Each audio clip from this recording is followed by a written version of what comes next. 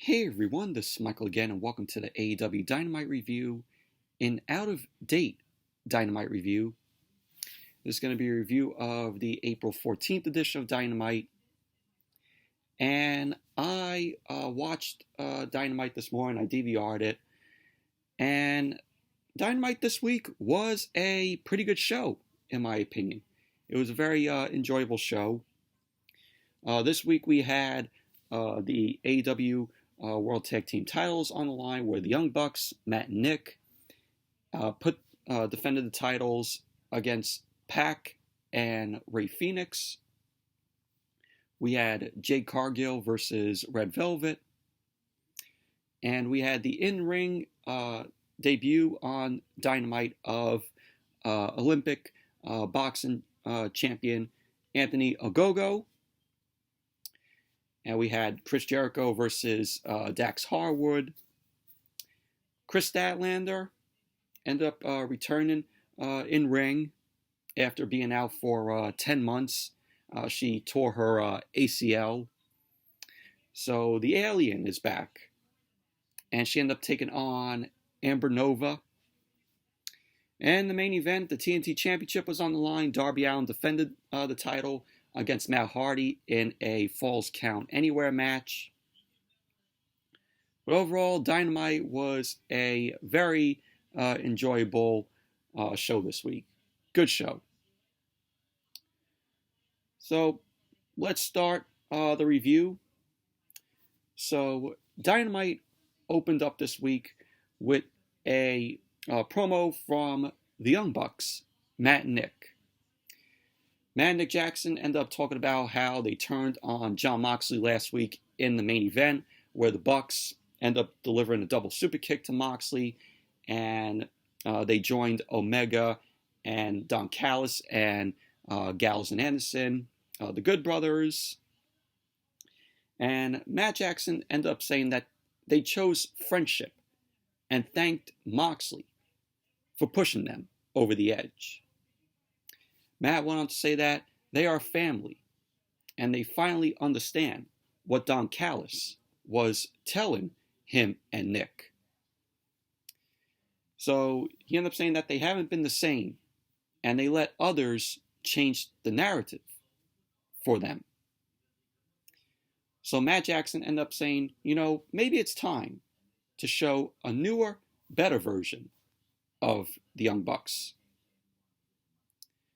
So that was basically that, but it was a pretty good promo from the Young Bucks.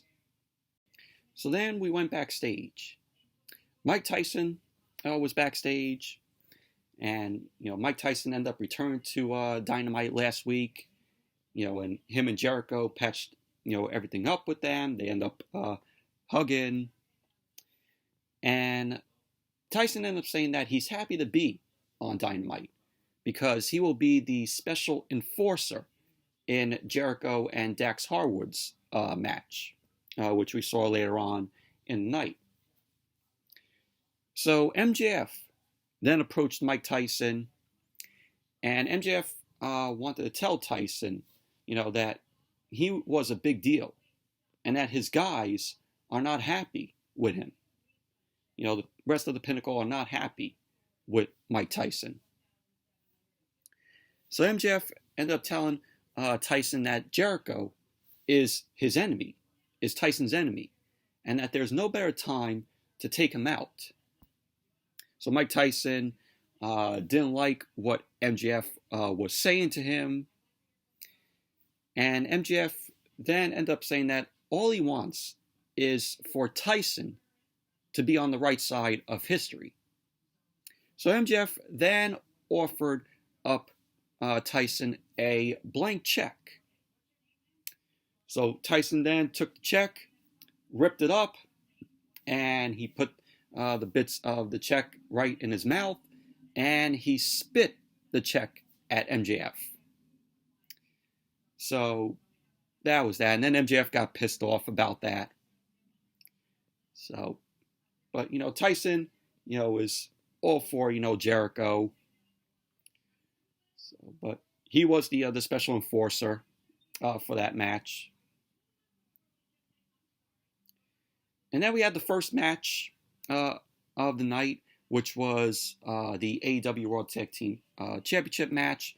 The Young Bucks defended the titles against Fenix and Pac. And this was a very entertaining, good match here. Good wrestling from both of these teams. So we had the Bucks end up coming out first. They came out, they were wearing white gear. It was different from, the other gear that they always used to wear. So Don Callis was, right by them. He headed out with them. And then he was on commentary for the match. So the match started off with Matt Jackson and Pac. Matt Jackson ended up putting Pac down, started taunting Pac. And there was a point later on in the match which I thought was awesome. It was an awesome spot where we saw both teams on the floor. We had the Bucks and Fenix and Pac. And both Fenix and Nick Jackson delivered stereo Poison Ranas. Fenix delivered one to Matt Jackson. Nick Jackson delivered one to Pac. Thought that was an awesome spot there. And then Fenix was sent into the barricade by Nick Jackson, and he ended up jumping over the barricade. Fenix ended up jumping over the barricade, and he ended up hitting a cutter on Nick, which that was a good move right there. So Pac and Matt Jackson end up getting back in the ring. Pac ended up jamming Matt into the corner, and then he put him on the top rope. Fenix came in. Pac ended up going up, and he delivered a superplex to Matt Jackson. Fenix then went for the frog splash, went for the cover. Matt ended up kicking out at 2. Pac tagged in. He was looking to go for the Black Arrow, and he ended up hitting it, went for the cover, but Nick Jackson ended up jamming Fenix to break up the pin. And then we had Fenix end up flying in, and we had Nick end up delivering a super kick in midair. He then yanked off Fenix's mask. So Fenix ended up covering his face. And then Matt and Nick delivered a double super kick to Fenix. And there you go. The Young Bucks ended up winning the match, retaining the AEW World Tag Team titles. So overall, this was a very good, entertaining match. Really enjoyed it. Love, like I said, that spot where we had Fenix and Nick Jackson. Both of them did the stereo Poison Rana. Fenix did it to Matt Jackson. Nick ended up doing it to Pac. So thought that was a very awesome spot there. But good match, very good match. So then we went backstage, and Alex Marvez was talking with Hangman and Page. Page was, of course, with the Dark Order. Marvez ended up asking Page about dealing with Kenny Omega and the Good Brothers, Gallows and Anderson. So Page ended up telling Marvez that John Silver should be back in 4 to 6 weeks. He then wanted to say that he's got to go do something. So he didn't answer Marvez's question about how Page is dealing with Omega and the Good Brothers. So Page just flat out avoided that. So Page then walked off, and that was that. So then, after that, Marvez was backstage with the Inner Circle and Mike Tyson. So Jericho ended up telling Marvez that they were once rivals with Mike Tyson. But after getting beat up by the Pinnacle, he wanted to make an apology to some people that they may have wronged. So Jericho ended up saying that Mike Tyson was one of the first people that he called. So Jericho ended up saying that, going back 10 years, they have been at each other's throats. Of course, when Jericho was still with WWE, and Mike Tyson was on Monday Night Raw, and Tyson ended up punching Jericho. So Jericho ended up mentioning that, but he only just said on a Monday night. He didn't mention, of course, Monday Night Raw, because of course, copyright WWE. But we all know about that. So Tyson ended up telling him that if Jericho needed him, he'll have his back. So he wanted to say that he will be the special enforcer for Jericho versus Dax Harwood. So Jericho then ended up telling Mike Tyson that he doesn't want any special favors, and that he just wants Tyson to just call it down the middle. So Tyson ended up saying that he's not taking any sides, and he will call it down the middle. So he ended up saying, may the best man win. And so Tyson then ended up shaking Jericho's hand, and that was that. But, it's good that Jericho and, Tyson ended up, squashing, what happened 10 years ago.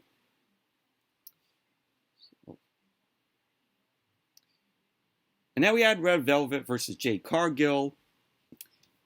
These two have been in a feud here. Jade Cargill, I always say, very impressive in the ring. She has talent, and she's good in the ring, in my opinion. But this was a very solid women's match here. So Jade Cargill ended up leaping to the ring. Red Velvet ended up going right at Cargill. Red Velvet ended up throwing some punches in the corner to Jade Cargill, but Jade Cargill then came back and delivered a running knee to Red Velvet's face. Red Velvet then delivered a roundhouse kick. Cargill ended up charging in, but Red Velvet ended up dropping down, and Cargill ended up going out to the floor. Red Velvet then delivered a suicide dive, which sent Jade Cargill into the barricade. Cargill then ended up sending Red Velvet into the barricade, delivered a fallaway slam. Cargill delivered a fallaway slam to Red Velvet over the barricade, took out a bunch of the talent at ringside, the woman talent at ringside. So Jade Cargill was shown doing some taunting in the ring as Red Velvet ended up making her way back in. Cargill then delivered a delayed vertical suplex, and Red Velvet got up, delivered a spinning kick. Cargill then ran and went right into the ring post. And at the end of the match, we had Red Velvet going up to the top rope. She delivered a moonsault, but Cargill moved out of the way. Cargill then lifted up Red Velvet and nails, the Jaded for the pin. So there you go. Jade Cargill ended up winning the match. Well, overall, this was a solid women's match. Jade Cargill continues to impress in the ring. This woman is definitely going to be the next AEW Women's World Champion. Could bet on that. So she is the next. She's the next woman to win the Women's World Championship.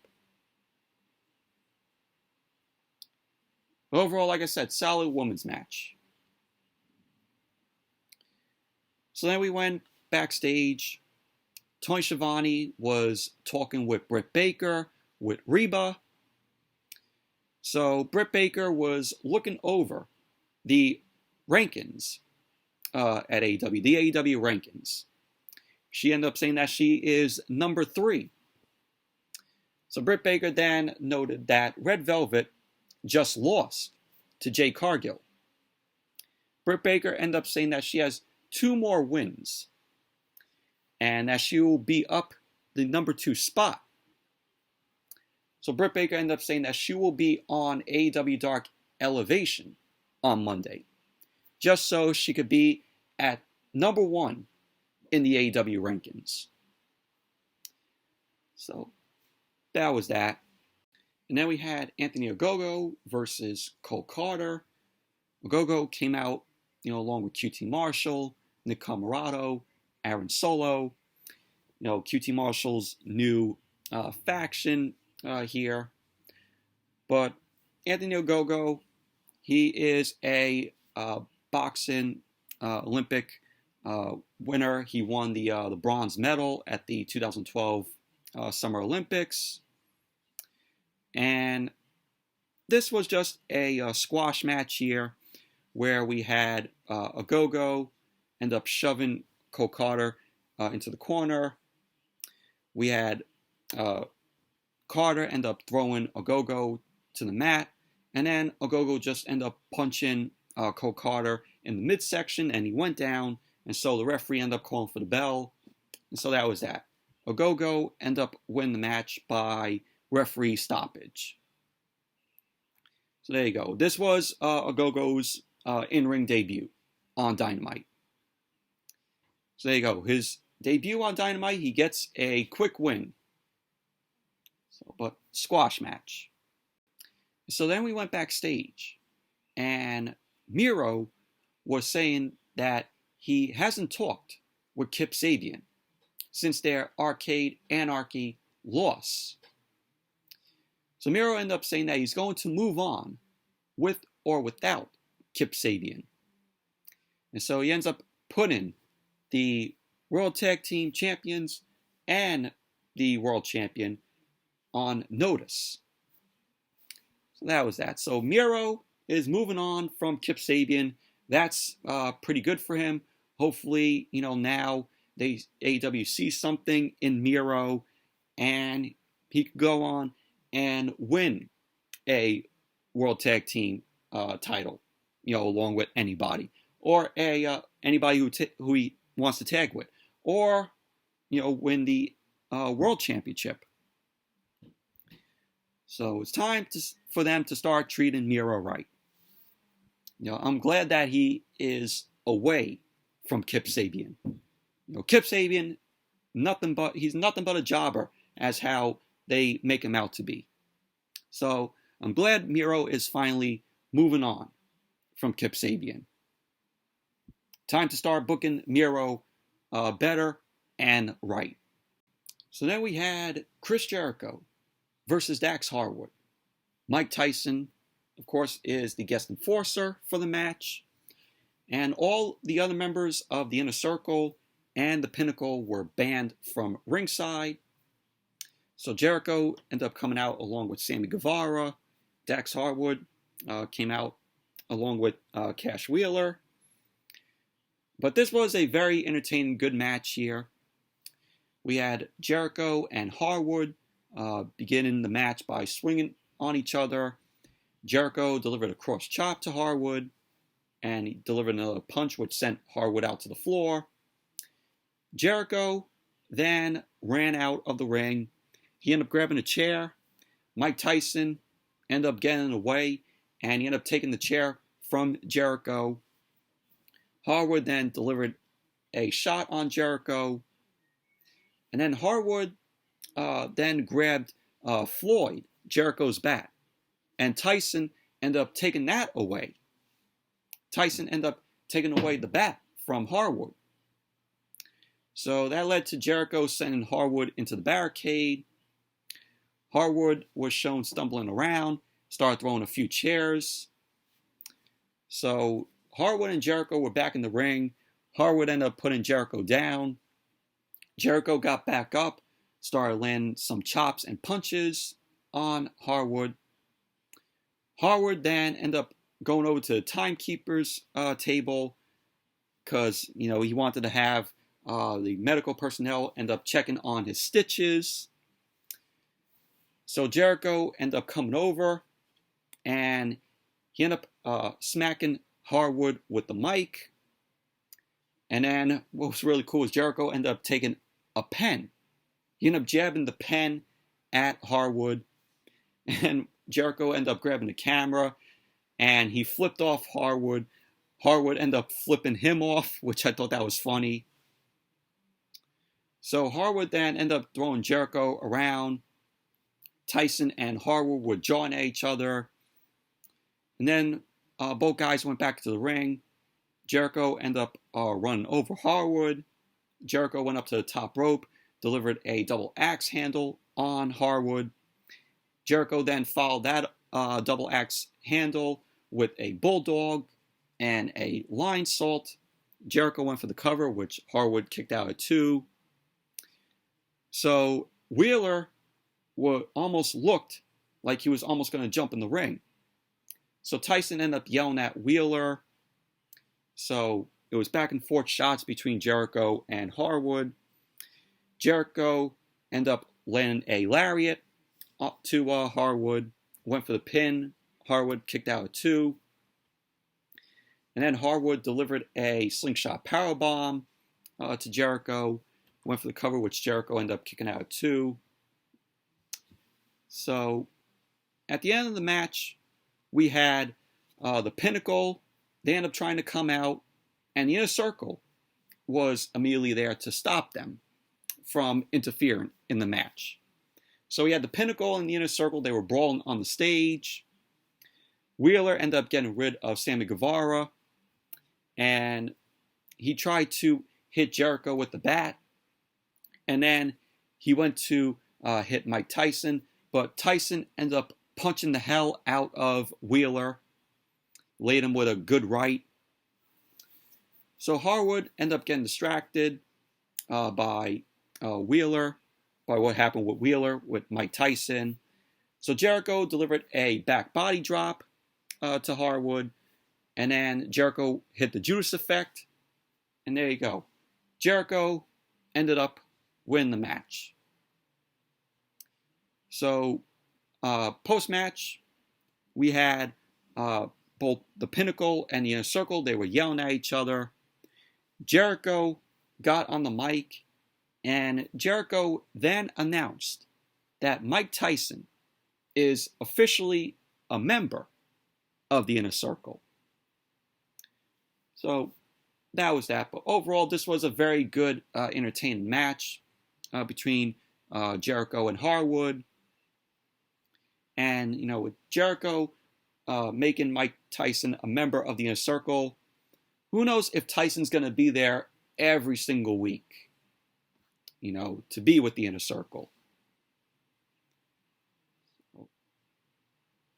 But that was that. And then we had Alex Marvez. Marvez was looking to talk with Kenny Omega and the Good Brothers and the Bucks outside of Daly's place. There was a van out there.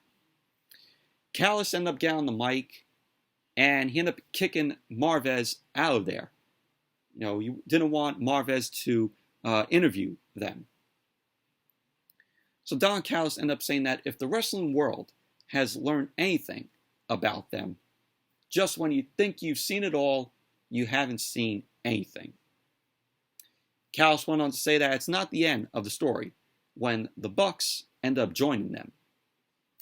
Callis ended up saying, this is just the beginning.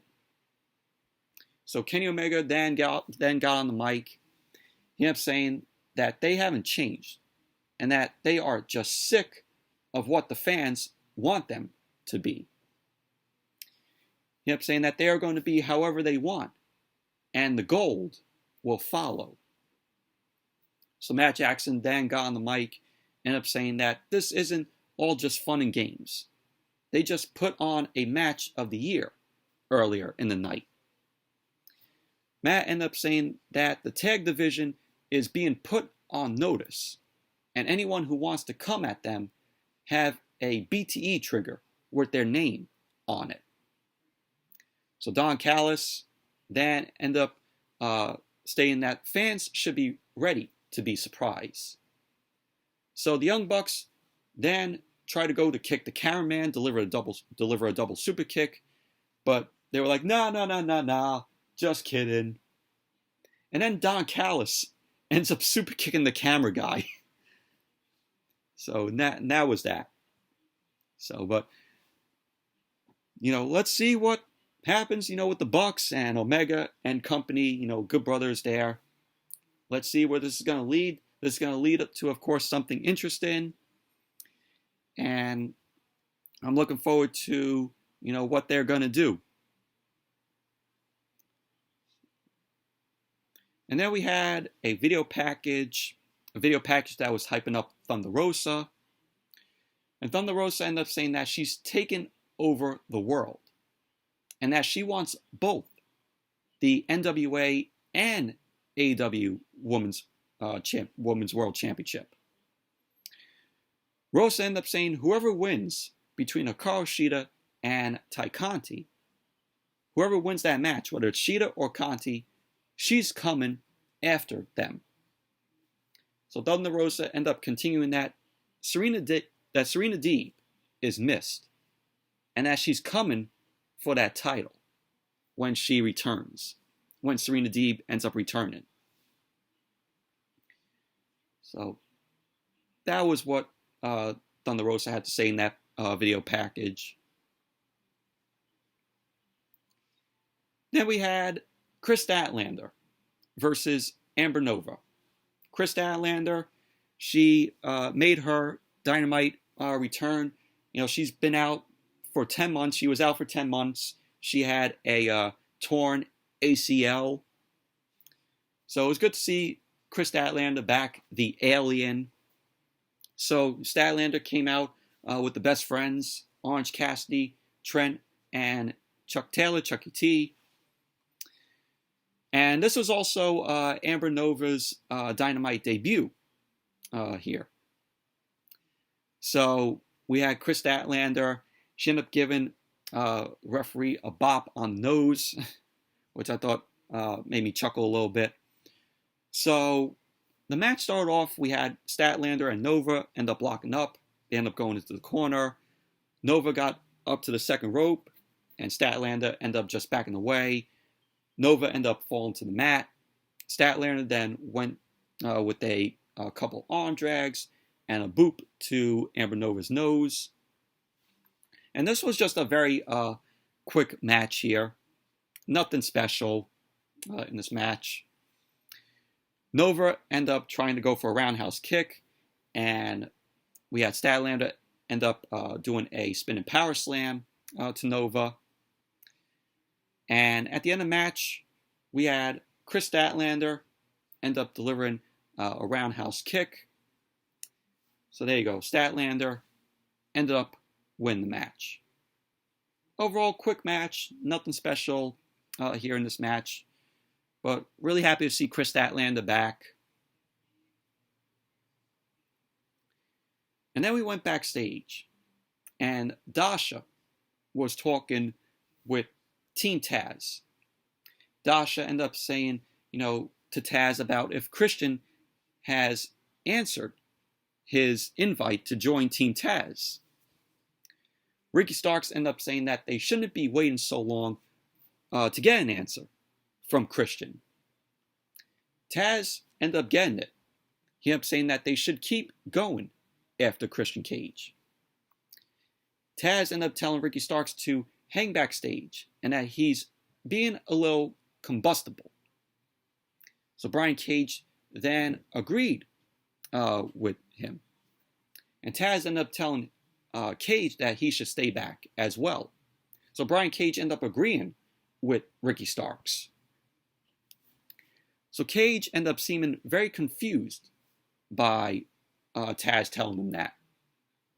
So Taz ended up saying, just leave it to him, Hook, and Hobbs to talk with Christian. And so that was that. Then we went to Tony Schiavone. He was in the ring. He was getting ready to talk with Christian Cage. Christian Cage ended up coming out. Christian ended up telling Tony Schiavone that it's a huge thrill for him to talk with Schiavone, as they've never done this before. So Christian went on to say that he has an open contract from Tony Khan. And then Christian got interrupted by Taz. Taz came out, of course, along with Hook and Hobbs.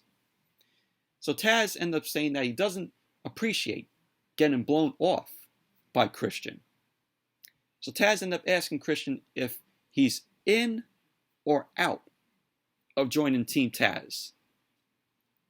So Christian ended up saying that he was going to answer Taz in the back, in private. But Christian was like, oh, since I'm out here, let me answer. He ended up saying that Team Taz is a bit of a dumpster fire. Christian went on to say that he didn't come to AEW to help Taz. He came to AEW to win championships. So Christian ended up saying his answer, if he wants to join Team Taz, is no. So Christian not joining Team Taz. That was his answer. And so Taz got pissed off about that. Taz claimed that he never liked Christian anyways, and he never liked his buddy. Yes, Taz ended up referencing Edge, mentioned Edge, and he ended up saying that he's always had his buddy, Edge, to carry him throughout his career.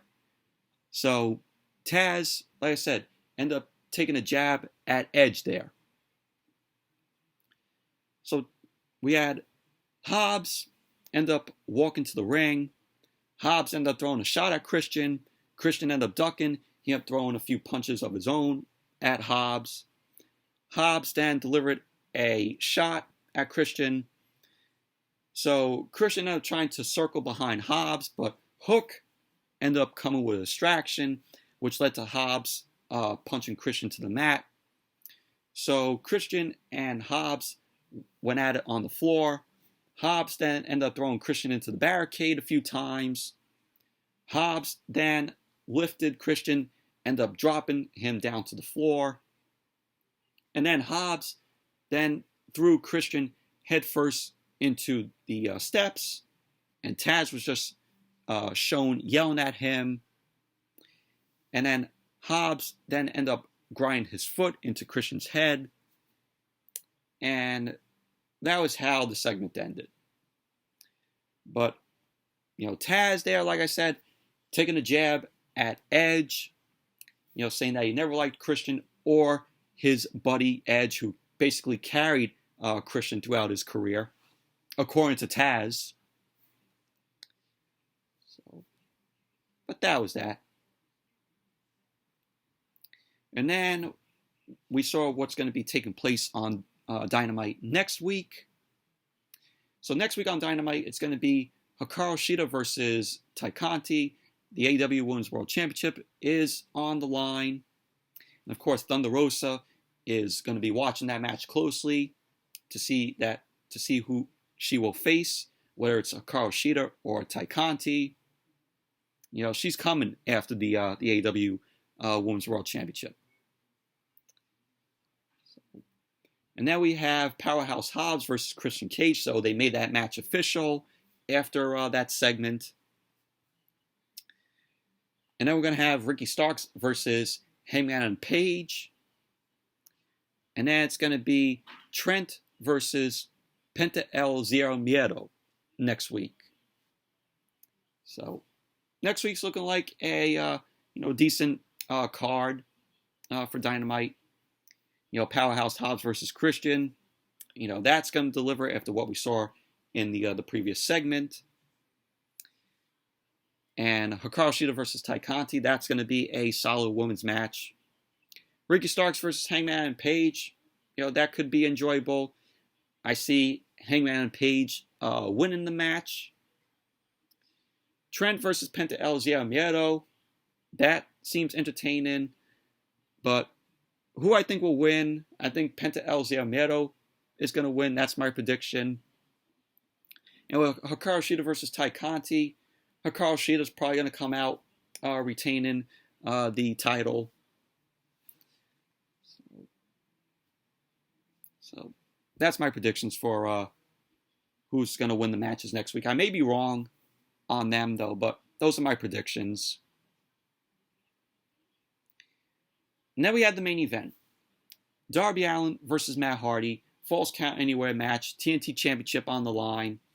This was a very entertaining match. Big fan of Darby Allin.